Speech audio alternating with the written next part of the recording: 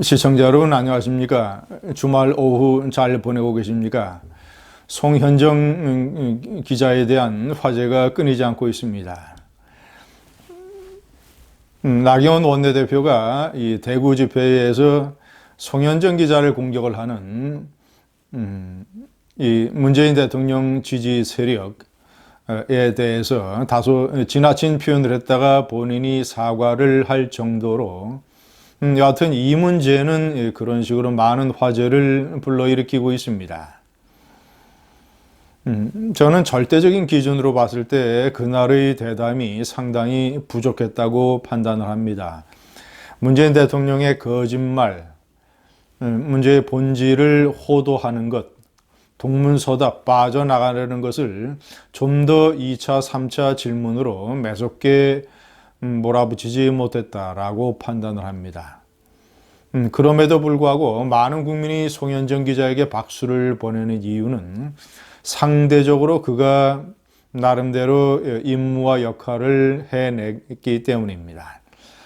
이 정부 들어와서 보여줬던 많은 이 문비어천과 물개박수 언론들의 문재인 대통령 청와대 기자회견에서의 행태, 아부,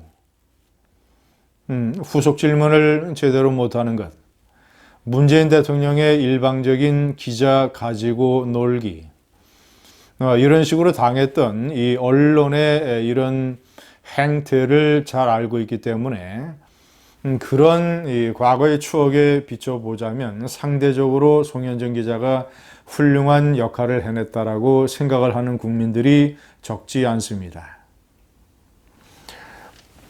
시청자 여러분, 제가 이낙연 기자의 이 문제를, 이낙연 총리의 이 문제를 비판하기에 앞서서 제가 파악한 송현정 기자에 대한 말씀을 좀 드리려고 합니다.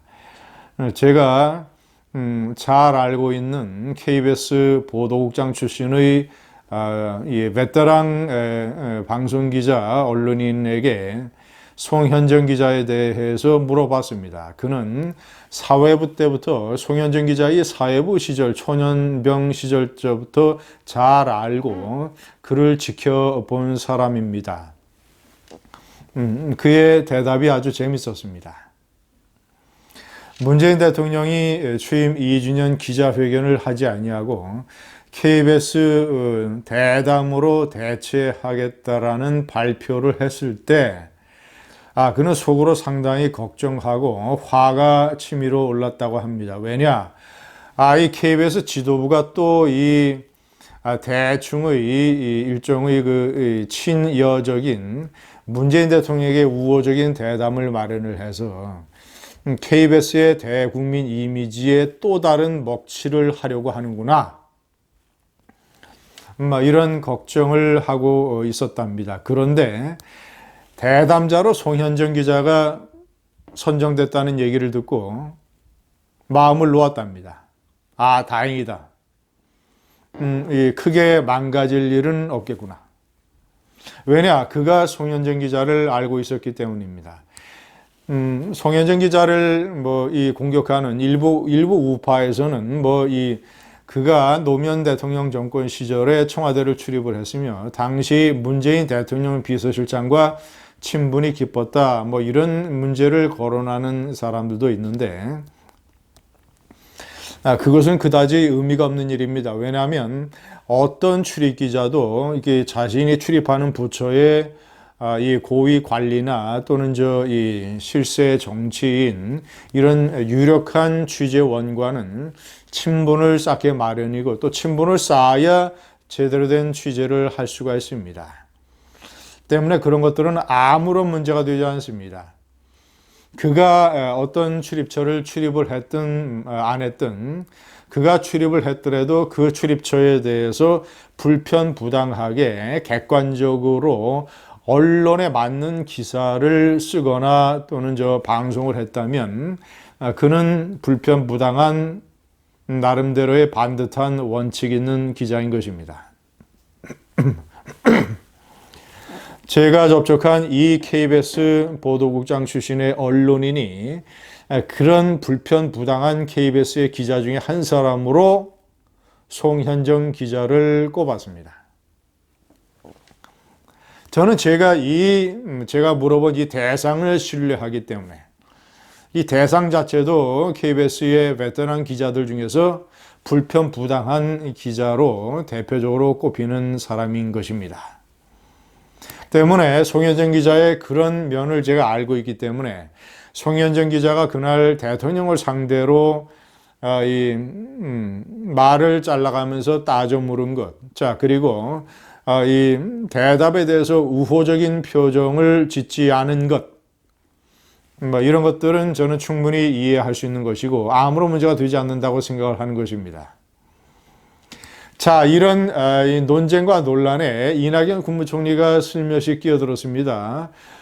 그는 SNS에 아주 점잖게 본인이 대단히 언론에 관해서 깊은 철학과 지식을 가지고 있는 것처럼 점잖게 우회적으로 송현정 기자를 거론하지 않으면서 송현정 기자를 나무라는 글을 올렸습니다. 이것은 슬쩍 이 문제에 본인이 개입을 함으로써 송현정 기자에 대해서 문제의식과 비판의식을 가지고 있는 많은 문재인 대통령 지지자들에 대한 어떤 지지자들로부터 환심을 얻고자 하는 문재인 지지표를 자신이 차지하려고 하는, 저는 이런 이 얄팍한 정치 계산이라고 봅니다. 왜냐? 그는 그래서는 안 되는 것이거든요. 왜냐? 그는 동아일보 기자 출신입니다. 언론인 출신입니다. 저하고 이낙연 총리는 제가 중앙일보 기자, 그가 동아일보 기자 시절에 민정당을 같이 출입을 했습니다. 정치부 기자 시절에. 그래서 저는 그를 조금 압니다.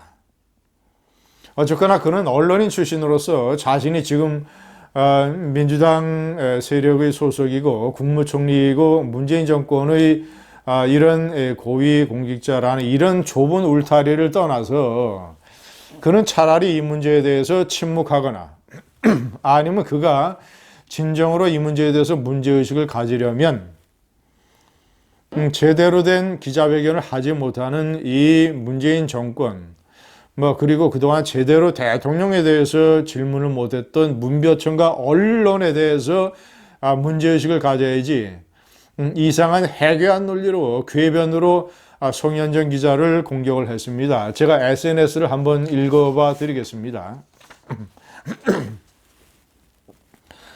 신문의 문자는 들을 문자입니다. 그러나 많은 기자들은 물을 문자로 잘못 아십니다. 근사하게 묻는 것을 먼저 생각하시는 것 같습니다. 그게 아닙니다. 잘 듣는 일이 먼저입니다. 동사로서의 신문은 새롭게 듣는 일입니다. 이거 누가 봐도 명백한 거 아니겠습니까? 우회적으로 대통령의 말을 자르고 끼어들어서 이런 식으로 공세적으로 질문을 했던 송현정 기자를 은근히 공격하는 것 아니겠습니까? 그러나 이것은 엉성한 논리이고 아주 좁은 해석이며 언론의 기본적인 기능에 맞지 않는 것입니다. 제가 옆에 한자어를 3개 올려놨습니다. 신문, 새롭게 듣는다, 들을 문자다. 들을 문자는 맞죠. 그러나 이낙연 총리의 해석은 그 언론의 심오한 뜻을 잘 모르는 것입니다. 저 때의 들을 문이라고 하는 것은 단순히 취재 대상, 취재원이 일방적으로 얘기하거나 본질에서 빠져나가거나 아니면 동문서답을 하거나 시간을 질질거나 이런 것을 일방적으로 들을 때 들을 문이 아닙니다. 그런 식으로 들으라고 들을 문이 한 거 아닙니다. 저 때의 신문에 들을 문이라고 하는 것은 물어서 듣는다. 국민이 알고 싶은 것을 대신 물어서 그 대답을 듣는다. 본질, 동문서답이 아니라 동문동답. 가장 취재 대상이 말하기 껄끄러워하는 것. 이것을 따져 물어서 필요하다면 끼어들기도 해야 되는 것이고 필요하다면 말을 자르기도 해야 되는 것이고 저도 인터뷰를 할 때 과거에 말을 많이 잘랐습니다. 왜냐? 취재 대상이 엉뚱한 얘기, 거짓말, 동문서답, 본질을 회피하는 것 이런 걸로 취재 대상이 아까운 시간, 정해진 시간을 소비해 먹는 것을 방치할 수 없기 때문입니다. 그런 것을 방치하면 무능한 기자입니다. 저 때에 들을 문은 물어서 듣는다. 신문, 두 번째 신문. 이것은 형사나 검사가 물어보는 겁니다. 피의자 신문 조사할 때의 신문입니다. 저 때에 물을 문은 역시 마찬가지입니다. 형사나 검사가 자신이 묻는 것을 위해서, 묻는 목적으로 묻는 게 아닙니다.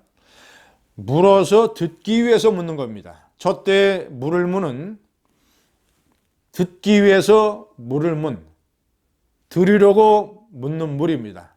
묻는 문.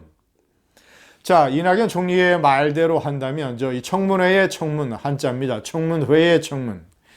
자, 저것도 신문과 같이 마찬가지로 들을 문자입니다.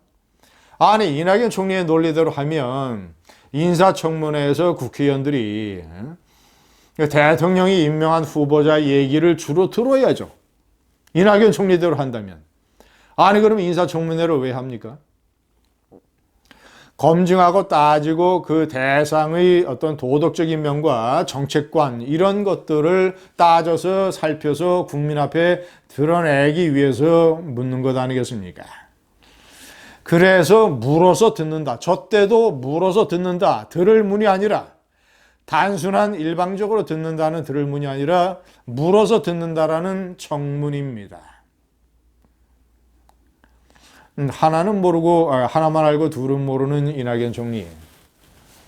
송현정 사태에 잘못 끼어들었습니다. 감사합니다.